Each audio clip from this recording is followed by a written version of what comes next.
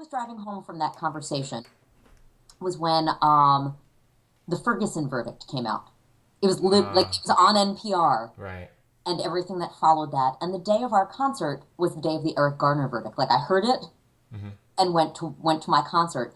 And doing that piece in that moment, it clicked for me.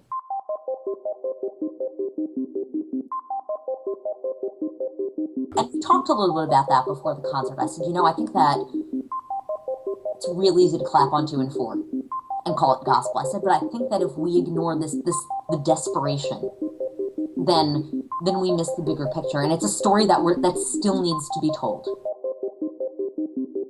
Hey everybody, this is Listen Afresh, Choral Music and Beyond. I'm Michael Bussewitz, and I'm on a journey through a life blessed with and surrounded by amazing people. I'm thrilled to welcome to the program today Shoshana Hershkowitz. Shoshana is an artist in residence at Stony Brook University, where she conducts the Stony Brook Chorale, the Camerata Singers, and prepares choirs for the university's opera productions. She's also been a guest conductor at numerous regional and state music festivals, and she sings with a superb semi-pro chamber choir called Evoco. I first met Shoshana through the Metropolitan Youth Orchestra about a year ago. She conducts the Suffolk Youth Chorale. My church hosted one of their Thursday night rehearsals, and as the director of music ministry, I had the opportunity to be the person that unlocked the doors, and I was able to sit in on the rehearsals. And I got to watch Shoshana in rehearsal with the Suffolk Youth Chorale, and I've been a fan ever since. So I couldn't think of a better person to have as my first guest. This is very exciting. Thank you so much for doing this. No problem, my I, pleasure. So, what? Tell me what your project is. well, I the project. I mean, it's basically going to be an ongoing video series, and I am going to be interviewing people in the choral community on various topics. And one topic I'm very interested in is choral programming. Okay. Both as a composer, but also as an audience member. Okay. I remember um, your concert in especially in May last year was fantastic. It was just really tremendous, and so that's what I'm going to be interviewing you on Yeah. on choral programming. Okay. So I guess we should just get right into it. What do you Okay. think? Let's do it. All right. So what? Tell me about your choirs. Like you have three different choirs, or maybe even more. I'm not sure. Great. So the two at Stony Brook are the Camerata Singers. Requires like a stronger level of like sight reading and Hmm. probably a little more expertise as far as singing. Stony Brook Chorale has some really excellent singers in it, but we also have beginners. It's kind of a come one, come all. Yeah. And then Camerata is smaller. I'd say Camerata is about 35 and Stony Brook Chorale is about 75. Oh wow. Uh, Okay. Collegiate singers, predominantly non-majors, Right. but there are some music majors in there, some community members, some grad students. It's kind of a hodgepodge. Um, and then Mayo is grades 9 through 12, Hmm. numbered about 70 or so now. Wow. And, That's that's great. its third year. Yeah, I know it's great. And so Monday night is chorale, Wednesday night's Cameron, Thursday night's Mayo. Right. And it keeps you busy. It does. It's good. It's really Yeah. Yeah. Yeah. And now, so each of them has they have similarities, but they also have differences, and so therefore, I'm sure you approach each group differently, each rehearsal differently. I think that the goals are similar, but the repertoire Okay. is different. I Right. don't know Right. that I necessarily teach differently. I mean, I Uh-huh. think that high school kids on a Thursday night are tired and they get up very early. But all of my rehearsals are at night, so there's definitely factoring the fact that people are not necessarily fresh at 7 o'clock or 7:50. Right, right. So you have to refresh them first, maybe through warm ups or through the piece that you choose to do first. Maybe is like a wake Yeah, up piece, or yeah, and it's really just a. I don't know that I teach that differently. I would say it's really about the level of repertoire with each one. It's making sure that right. they're appropriately programmed. Okay. You're doing all the same things. It's just different pieces of music. What is the most important thing to you when you're? I think what I think I remember a post that you put on Facebook, or maybe it was somebody else, but I think it was you, where it seemed like from your post that it was like the highlight of your one of the highlights of your year was actually choosing the program for your upcoming concert. Like Yeah, it's fun. It's like, you just take out stacks and stacks of music. I mean, I literally emptied out my big file cabinet the other day, and right, 200 pieces sitting around me, and now I'm organizing and figuring out which one will work for this, and you make piles. right, And then right, I right, go on like an online binge and probably purchase 20 new pieces just to look at of composers that people have mentioned or someone I've been interested in. And, right, right. I don't know, it's almost like being in a bookstore. Yeah, That's kind of the way I feel about it. And yeah, yeah. I like that discovery process of figuring out what am I going to do? How is this going to work? And then it's the pairing of things together. It's like creating a meal. Uh-huh. So, it's just really fun. Things that complement each other or have different colors, or well, I Yeah, mean, I guess it's about like colorful the meals. overall picture and then the contrasts between them, so that way it doesn't feel like you're just sitting through an hour of the same thing. Right. Okay. All right. Like That's feel something like for everybody, maybe. yeah, an emotional roller coaster Something for everybody in the chorus, as not well just as the, the not just audience. the audience, right? I mean, Oh, because I remember when I sang in Liska, there are some pieces he'd like take that out. Greg Smith was first the conductor, and then Dr. Schmidt, Tom Schmidt, and they'd say take it out, and part of me would be like, oh. I have to yeah, really oh, work at this one, absolutely. and then in other ones I'm like, yes, let's go. Awesome tenor part. It's like let's Yeah, rock this. yeah, absolutely. And I mean, I think that we all feel that way, and I know I've sat in a rehearsal and felt that way as a singer. Um, yeah, and I mean, my hope is sometimes that you can carry over what someone loves about one thing to the other one, and even if they don't love it, get them to appreciate it, whether it's for its writing, its form, its historical significance, whatever. Yeah, yeah, absolutely. And I would say that again, singing in a choir. I actually sang in Camerata Singers a long, long time ago before I Me joined too. Liska. Did you really? I wonder if we overlapped. I mean, I sang I with was Tim. 2000. I don't remember, When I first started teaching, I but sang. it probably was around that. I'm trying to remember if Kira or Zoe were born then. But we sang. Oh, I'm going to pronounce the name wrong, which is probably not the best thing to do. But Hildegard von Von Bingen. Bingen, yes, Von yes. Bingen. Okay. I don't think I was there, but yeah. Frank Ferko wrote the motets. That was the composer, Frank Ferko. No, I Okay. don't think I was in the group at that time. Well, I couldn't. I was like, oh, why are we doing this? When we first started rehearsal, it's like it's tremendously difficult, and I just don't. I can't get into it. And then by the time we performed it, I was in love with those pieces. And it was one of those things where it's just there was this evolution through the rehearsal. So through the rehearsal process. So sometimes you might like when you're picking out pieces. Do you ever say it's going to take a while for them to love this piece? Absolutely. Absolutely. But you can see the end product, right? And you're like, Yeah. yeah, Yeah. And I know I said to my Mayo kids last week, we were doing one of the movements from the Lord Nelson Mass, the Haydn.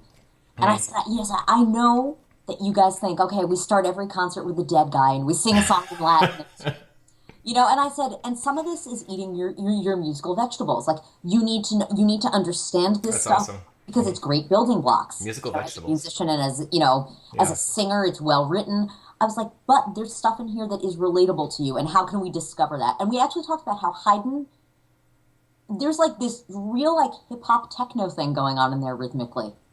Really? And the way yeah, like if you think about like we were looking at the Sanctus, which starts out like in adagio, and I likened it to like some sort of like Beyonce slow belt in the beginning, and then the orchestra starts grooving and it moves into allegro, and I said like he's using rhythm, he's using texture, he's using dynamics, he's using these different layers to create all this stuff, and when you're sustaining sometimes on the chord stays the same, we use dynamics to make that grow. I said, and these are all the elements you listen to in hip hop music. I said, and that's what it was the popular music of the time, even though Yeah. it feels stodgy to us right now. How can we make this fresh and relatable? Right, And right. And which is what you were doing, in the process too. I mean, just in terms of, relating it to something that they're familiar with and very comfortable with and is part of the pop yeah, society. It's like bringing things that they listen to and so now when they sing it, they're going to look for those yeah, things, and I mean, and connect to them. There's going to be a connection. yeah, and it was funny because like it hit me, and we'd run through all the technical stuff in the piece, and we'd worked a whole bunch of things. I said, okay, let's go back, let's run the whole thing again, and suddenly I stopped and I looked at it, and that's when it occurred to me. I was like, oh yeah, this is like the slow jam before we get going, and they're waiting for me to start, and I'm staring down at my score with this big goofy grin, and they were like, what are you doing? And I was like, sorry, guys, I know it's probably creepy to see me smiling at my music here, but I got something here. And I said, so it's like techno. And they just Yeah. looked at me with this like, where are you going with this? And they heard me out and then they kind of bought it. Yeah, all right. They're like, all right, we'll go with this, and then after a while, they're like, okay, yeah, Yeah, yeah, yeah, I yeah, get it, yeah. yeah, yeah. Yeah, Well, I think they're used to my brand of crazy. So I think so, and I mean, I told you about this when I was out in the hallway. Do you remember what I said? yes, yes, And you were guest conducting one of the county festivals, and one of your kids, in a very loving way, I'll add, was like, I don't know if I could deal with 5 hours of Shoshana. I laughed inside because I knew it was coming. I knew he loved being in your group, and I knew he loved the rehearsals and everything like that. But I think what it says is it just really goes to your relationship with your groups, yeah, and that you not only do you have fun, but you work them. You demand the excellence, which is what I think every kid wants. If they're going to spend their Thursday nights when they're tired, yeah. they want to make it productive. Even Yeah, if they don't realize it. yeah, I don't think that they always know it in the moment because I think Yeah, life can take over. But I think yeah. that no Oh, one it sure wants their, can. yeah, no one wants their time wasted in Right. any way. I think that so I try not to. So right, so in the rehearsal technique and in the programming, you want good quality music that you're going to be putting in front of them, that they're going to experience, whether it's musical vegetables or something that's do you that brings me to another question. Do you ever pick out pieces that are like instant gratification? That's not maybe not the best way to put it, but something that's more approachable, like that you might be able to work out the notes pretty quickly and everything, but I think that that's yeah. I think certain things absolutely they're going to grab onto quicker. And I like I've noticed when we do like we've done a couple of gospel pieces. Hmm. And I think because rhythmically and harmonically and a lot of the articulation is similar to what they hear, Hmm. they do grab that quicker. But what I try to do there, like when we did this gospel piece earlier in the year, I said, okay, like our goal is to really understand the historical context and not just clap on two and four, and Right, this is happy and fun and light because there's so right. much more underneath it. So I try to balance it because there's a story to be told there. Hmm. And while the notes may be grabbed quicker there, like maybe we could delve a little deeper in other regards. So that way there's more of an appreciation for the whole picture. And there's different styles of music. Um, it might be overlooked, like with different styles of music, thinking, well, this is easy, therefore there might not be much behind it when there really is. I mean, Yeah, some of your folk music or gospel music has tremendous history behind it, yeah, and yeah. it's so important to the culture of where they come from, and you know, I think the thing that I've sort of discovered since I'm not in public education, I certainly talked about it as a public school teacher, but I definitely dealt with kid gloves a little more, is hmm. that politics and religion cannot be separated from choral music. Amen.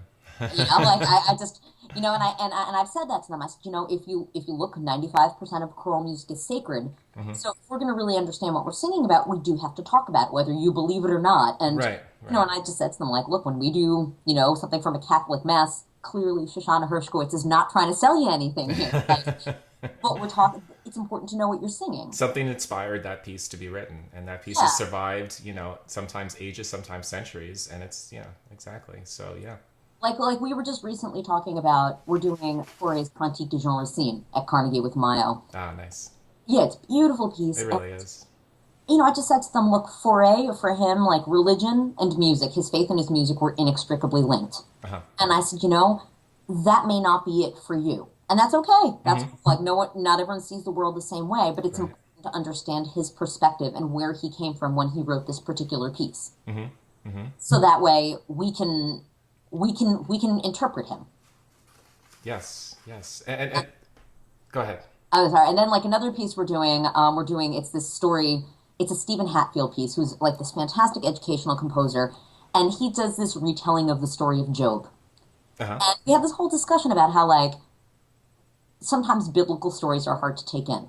Like you Hmm. see them and you're just like, why on earth would anyone be okay with the world, with the flood, and why would Job be okay with all these awful things happening? Right. And I said, even if we don't buy that, and I said, I don't know that I do. Hmm. but I buy resilience. And Job is a story of resilience. Yeah, the message of the story. Absolutely. Yeah. So, whether you buy the Bible for what it is or not, Hmm. I think we can all understand feeling like there's this garbage being thrown at you and Right. just being through it on the other side. And I said, whatever, however it speaks to you is okay, but we need to find a way that it speaks to you. Yeah. So That we the spend a lot of time talking about what does this mean? How does this work? And it means we have to be okay discussing religion and politics. And when we talked about gospel, we talked about the shooting in Charleston, and we talked about current events because I feel like it's really important because so much of this is a reflection of society. Man, that is great. So, I'm sure rehearsal time is precious to you, and yet that is a very important part of them understanding what they're singing. Absolutely. You know. And I feel like that at the collegiate level too. And I think that so much comes from that discussion. I mean, I remember we were doing the Dvorak Te Deum in Stony Brook Chorale last semester, Hmm. and there's this big postlude after the third movement. And, I said to them, so why would he do that? Why would he repeat all of the thematic material in the orchestra? We've said what we needed to say. Why not just move on? And, one person raised their hand and they said, well, I'm Catholic, and in my church, during Sunday service, this is when, there's supposed to be this time for like reflection. And Ah, someone else said, I'm Greek Orthodox. We do the same thing. yeah. And I said, in the Jewish tradition, there are certain prayers that you say as a congregation, and then you repeat them silently by yourself. So it's more of an individual thing. And, here you are, three world religions, Yeah. all kind of doing the same thing, Hmm. and it didn't take me that long to discuss it, but there was like this level of understanding in the room that, it's bigger than just a piece of music. Right. Right. Right. And I think that those are important connections that don't always get made. And we have the Absolutely. opportunity to. I wanted to ask you about something like Cantique de Genre Scene, which you're doing in. I don't think that's Mayo? gets Mayo in and Mayo, but you're doing it at Carnegie in the spring concert at the end of the year. Now, I don't necessarily see that as a technically difficult piece, right? I mean, the breathing and the phrasing and the language. The yes, notes are not yes. terribly difficult. What I wanted to ask you was when you approach a semester, whether it's at the college level, with Stony Brook Chorale or Camerata or at Mayo, would your programming be different for the very start since it's a new group and since there's Absolutely. and how what is the turnover of each group like when you talk about like I would think for like Camerata where you probably have similar people each year or maybe less of a turnover. You might not need to program differently at the beginning of the. How does that work? Camerata, I'm still working out. It's only my second year with that group. Oh, is it really? Okay. Yeah, this is only my second year with them, so I'm just starting to figure that whole thing out. Hmm. Chorale, I've been doing long enough that I can generally get what the level is going to be Right. and program accordingly. And chorale is broken up by in the fall we do a masterwork, in the spring we do smaller works. Hmm. So that's kind of dictates itself. So it's just trying to choose masterworks that are around the same level of difficulty. Right. Okay. Like, with them, like I'm looking at Chichester Psalms for next semester. We've done Dvorak, we've done the Fauré Requiem. Yeah. I wouldn't necessarily pull out the Bach B minor Mass, which is a bit too big an undertaking. So I know about where they need to be. Right. It's very important that that everybody in the group is like feeling ownership of it, right? I mean, or just just feeling like I belong. If it's something Yeah. that's very technically like advanced, and you want it to speak to everybody, and pieces like those masterworks do speak to everybody, and Yeah. are And there's technical stuff to overcome, but not so much that you're spending the entire semester just chasing notes and rhythms. right, yeah, yeah, yeah, And then with Mayo, the first concert is really about getting everyone speaking the same language. okay, Because when you have a group of incoming ninth graders every year, they're coming from a different place. They're also coming from a treble group into a mixed group. So for some of those Yeah. boys, there's some changing voices going on. So it's Yeah. really trying to be sensitive to that with the programming. Because that's yes, going to evolve as the year goes on. Like you hear the voices start to do this a little bit. And yeah, yeah, so it's just being sensitive to that. It's getting us all musically speaking the same language, rehearsing the same way, and just making sure that they feel a part of the group. So I try not to, I'd say my simplest program happens in the beginning of the year so as not to leave the newcomers in the dust. right, Right. Okay. And speaking of the changing voices, I forgot that you actually have to deal with that for ninth graders. It's not necessarily changed in seventh or eighth grade. Yeah. There are some boys that go through the change. Their voice drops down. At ninth grade, I've seen a 10th grader even. Yeah, Have that. absolutely. And so, do you have students that, like, 2 weeks before the concert, realize that they now belong in a different section?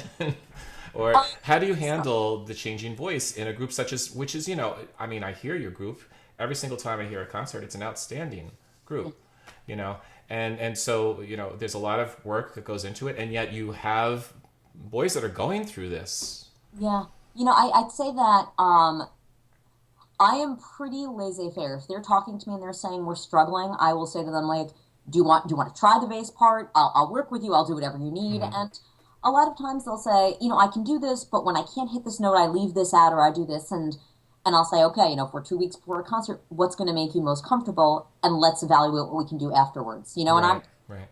I because I don't spend a lot of time with them one-on-one, Mm-hmm. I kind of have to trust them a little bit. Right. But I mean, I Right. know I've seen throughout the year, like last year, I had a couple of ninth grade boys who started as altos. Mm-hmm. And by that third concert, they were singing tenor. And, Mm-hmm. and they kind of came to me and they said, things are starting to shift. And I said, all right, try out the tenor part. How does it feel? And we check in after a piece or two. And usually, they know. Yeah. And when you choose or when you do auditions and everything, I mean, is that something that is a challenge, filling out the tenor and the bass parts, Yes. or even knowing that you're going to take certain students who are going to start out as an alto and then maybe switch down to tenor, or It doesn't usually bother me because you could always use more tenors or basses. yeah, right, exactly, sure. But I know last year when I was auditioning a bunch of eighth graders, I had quite a few male altos come in, and I said, "All right, just check in with me in September. Let's see where you're at. Mm-hmm. We'll put you wherever you belong. Obviously, you're going to sing with us, but we'll find the right place for you because, 3-4 months later, things could be very different. Right, Grow a couple of inches, and you're a different voice. yeah, you can have an alto drop down to a bass. Yeah. So Yeah. I usually with those kids, I kind of at the beginning of the year just check in with them. Yeah. And if there's a chance to listen to them, I do that, and occasionally say, what are you singing in school? How is that working for you? Because I think that's a great barometer because they're singing in school every day as opposed to once a week. Right. Okay. Sure. So if you were going to, you don't actively tour right now, but it might be something in your future where you take a group on tour. And maybe you'll be thinking about this for the first time, but so am I. Like how would you select music for a tour? Let's say you're going to some place in Europe, or let's say, like, I think Liska went to Argentina several years back, and like would it be different in terms of your programming if you were to take a chorus on tour? I think that, you still choose the same quality, but I think that the venue and where you are definitely matters. Yeah. So that way, if you're singing in Argentina, like I think that doing some Latin American music is appropriate and necessary. Yeah, right, to make a If you're connection to singing your in audience. In France, it's different. Yeah. I do think that bringing American music to those places, people dig that. I remember when I sang in an opera program in Italy, like when I first started teaching, I did a summer program, and here we are preparing all these Italian arias, and all they want to hear is musical theater, the Italian, because they think it's the coolest thing ever. Because you're an American group, so bring in American music sung by an American group. Maybe that's something that's it's like, yeah, I want to hear that. Yeah, so people really dug that. So I think that should be probably a part of anywhere you go, as well as what's appropriate to the venue and the country you're visiting. Right. And that brings me to the next question. Like, what ultimately, do you want your audience to take away from a performance? I mean, we kind of covered that through all this conversation, but when you have, I guess it's different audiences depending upon the group. Again, you have one that's parents and friends of high school kids, and then another one which might be more of a local community coming to hear camerata or chorale, or college.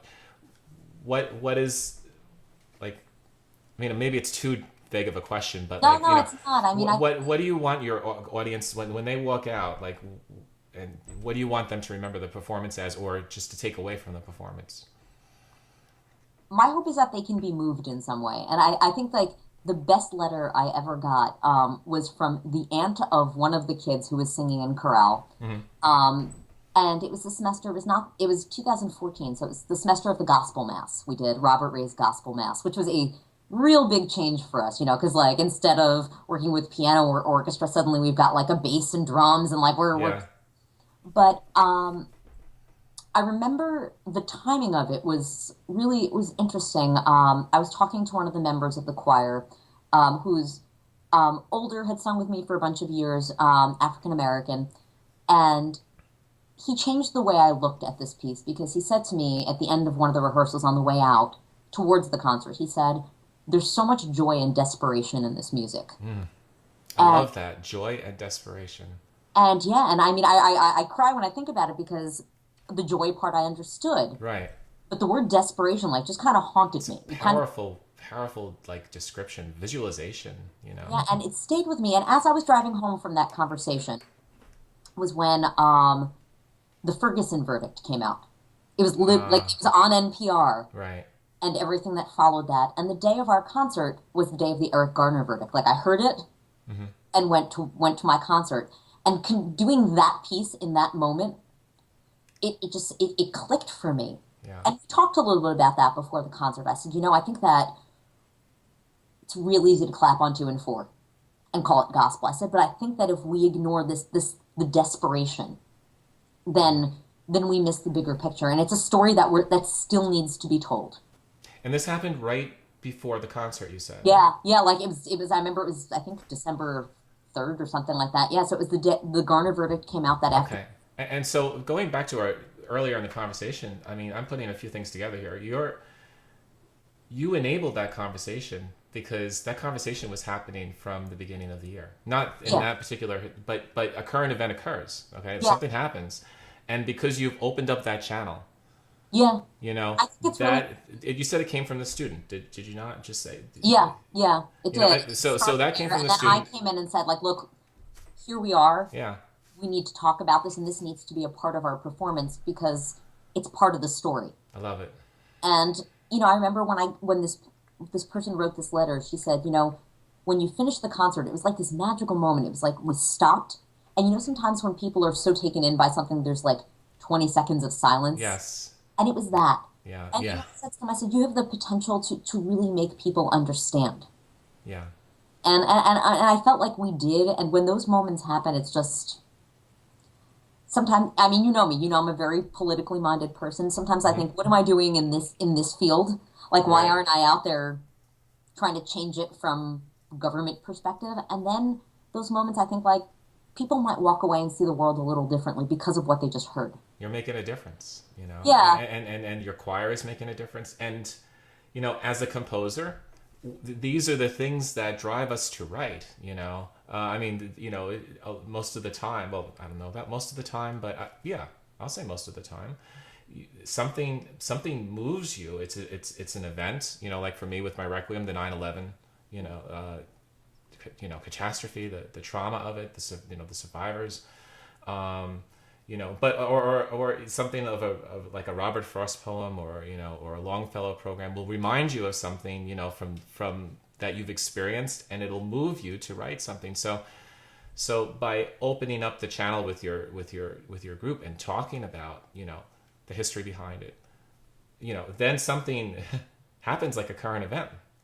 And it just brings it all together, and it just makes the music that much more meaningful. I think through our conversation, I've become more aware of the idea of bringing, not just bringing in the historical context, but for the sake of the historical context, but for allowing it to, to then relate to their lives, what's going on around you, and that's a beautiful example, what you brought up of, with the gospel piece. And I think, thank you. I mean, I think that I'm in a position to be a little more free because I'm not tied to public education. Mm-hmm. I know that I broached it in public education, and I knew that sometimes that might come back to bite me because I feel like, sometimes political correctness can be a scary thing. Yeah. What I tend to say to kids and to everyone is like, look, where I stand on things, Mm-hmm. and I'm not going to make a secret of that. Right. And I think that, the way the world works with the internet, you can't keep anything a secret anyway. Uh, Right. but, That's true. I've just said to them, I will never, even if our opinions differ, Right. I will never, disrespect you as an individual because I'm sure we're both coming from the best possible place that we know, even if we don't see the world the same way. Yeah. So I think that that opens the channel for conversation, so that way people don't feel like,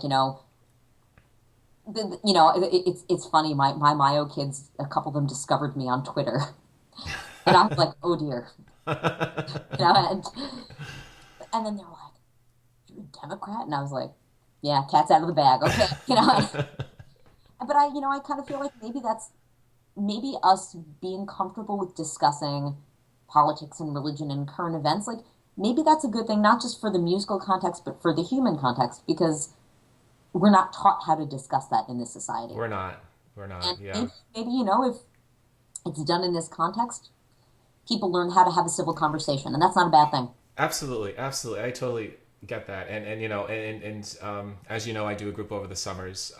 The veterans group, The yes. Veterans Group Long Island Voices sings for local veterans. And I mean, we have, you know, Democrats, Republicans, Independents, all, and politics in that group, we don't really bring it up, because there's some people with some really, really strong opinions that, whatever, but at the same time, the cool thing about it is that we all are singing in harmony, we're all Hmm. working towards, and so, that's the beautiful thing about music. You establish a safe space for them to be able to, explore their feelings, explore, their feelings about current events, about, the historical context of a piece and what it means. And the discussion happens, and then the downbeat happens, and they're all singing in harmony, whether they agree or disagree on, how they view things. Yeah, no, It's a that's beautiful yeah. place to be able to, to be able to make it a safe space, and Yeah, and, you know and that's exactly how I feel. It should be a safe place to sort through stuff. yeah, yeah, that's awesome. Can we do a lightning round? Sure. We're gonna try it out, see how it Okay. goes. Okay. What is the composer that most moves you? Like if you went to a concert, like as an audience member, Mozart. and Mozart. Yeah, it's just so beautifully constructed. I mean, and it feels so good to sing. Yeah, yeah. Yeah, that just Mozart stuff is just it's perfection. That's awesome. Um, like, so then okay. So I was gonna. And the next question was, what composer, when you sang in a group, do you love singing? And so I guess it would be Mozart. I do Well, one you know what? Let's go to your wonderful group that you're part of. Evoke. Um, in what? Say it again. Are you talking about Evoco? Evoco. Yes. Well, maybe yeah. You do.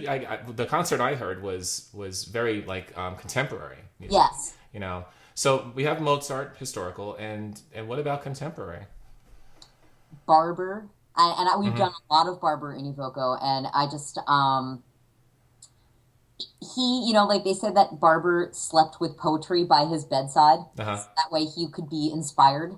Yeah. And I like words. I like poetry, so I think that all of his stuff has such a clear poetic and musical purpose. So I love Barber stuff. Mm-hmm. Mm-hmm. I say my biggest surprise in Evoco was how much I loved the Rachmaninoff All Night Vigil. Oh, that's just gorgeous. I'd never Yeah. sung it before, Mm-hmm. and some of my favorite musical moments that I've ever had as a singer happened in on that piece. And Mm-hmm. we were so busy just working the language Yeah. that I didn't expect that to happen. That happened. Yeah, that's the biggest challenge I think for because I remember when Liska did it. I wasn't part of the group then, but Yeah, it was the language. It's such a yeah, challenge, but they it's just such a gorgeous yeah, yeah. event. I didn't expect to fall in love, and I did. Right, right, right. So What yeah, that was an interesting one. what what conductor could you watch all day? Dave Freiling. I knew it. I learned so much sitting in that room and sitting in that group, and he's changed the way I teach. Has he really? Absolutely, yeah. Part of it is rehearsal technique, and part of it is just, his whole thing is that when the group is responsible for the pulse. Mm-hmm. You get to do less meter conducting and more phrase conducting. Mm-hmm. And living that in his group I've started to take that into my own rehearsals and singing. Say that. That's why I love singing Say there. that one more time. So when the group is responsible for the pulse. Yeah, so if the group is responsible for the pulse, if they're feeling that together and they subdivide everything, Mm-hmm. then you no longer have to be incredibly strict with conducting, and Yeah. sometimes you can just conduct phrase as opposed to being stuck in meter. That is, yeah, yeah. I like Yeah, that. and I have found that that is true sometimes to greater or less extent depending on where the group is at, but Right. Yeah. I strive for it with everybody. Mm-hmm. Mm-hmm. So That's neat. yeah, no, I mean, singing in that group has been an incredible experience as a singer and also as an educator. Mm-hmm. What pre-rehearsal? What's your pre-rehearsal go-to? Like, in other words, you have a rehearsal coming up. Do you have a certain like routine or like something that you like will drink before it, or snack that you'll have before it, or is it just you're a mother, so you have young kids, so you might It's not more just have like let me any get myself routine at together all? at the house. Like it's more like is everyone bathed and fed? Is dinner done? Like it's so no. I mean, there No used to be, routine. but no. It's for I know me. a conductor that has Dunkin' Donuts coffee before every single rehearsal. I see a Dunkin' Donuts coffee in his hand. So No, I mean, no. For it depends me, on the person. making sure I have everything with me and don't forget anything. Yeah, yeah. I try to make sure that, you know, it's really about preparation for me. I guess now preparation is Yeah. my ritual Hmm. because that time to do it is precious these days. So it's that. Yeah, sure. I mean, when you have Making young sure my kids, voice, like that I'll is, warm up a bit in the car if I haven't sung yet that day. I try just make sure my voice is ready to go so I can model where I need to. hmm So yeah, it's that. hmm hmm. And what about your favorite R&R spot? Like when you just are done with the season and are like, man, I'm just ready just to relax. I don't know. Where would you I have young kids, so go? no.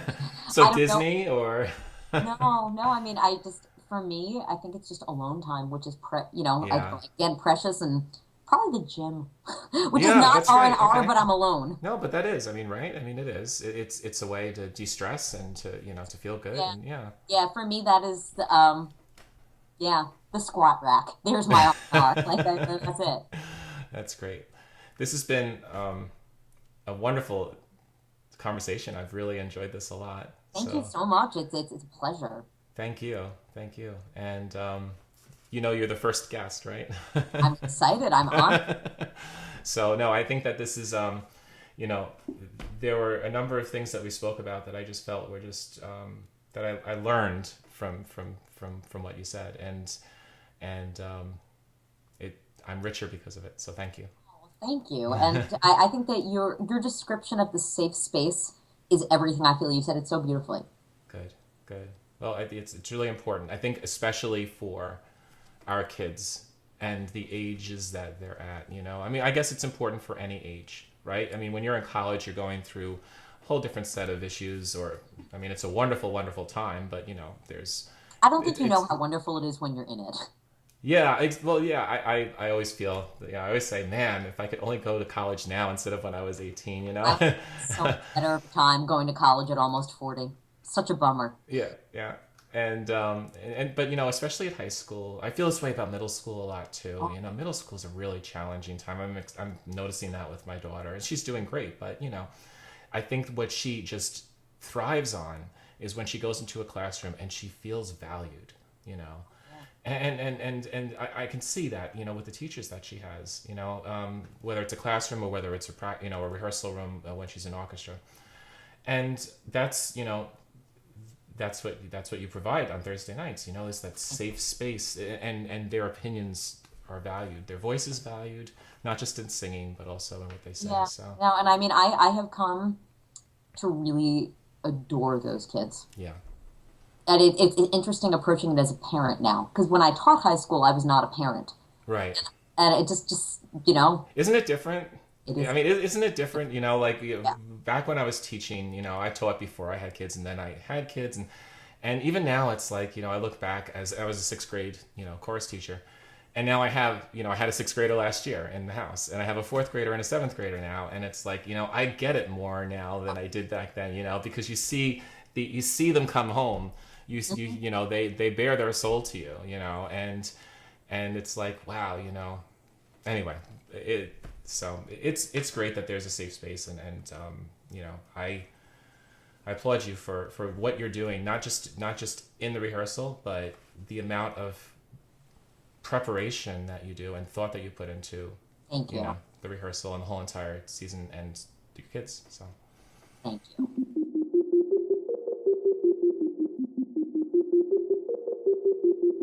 Now, that was just an incredible interview. Thank you so much, Shoshana, for being my first guest. If you'd like to hear more interviews like this one on choral music by choral musicians, go to my homepage, listenafresh.com, and join my monthly newsletter. You can also find more helpful links to articles on choral programming by going to my other page, which is at listenafresh.com/program1. And while you're there, be sure to check out my music. Hey, thanks for listening. Have a great day.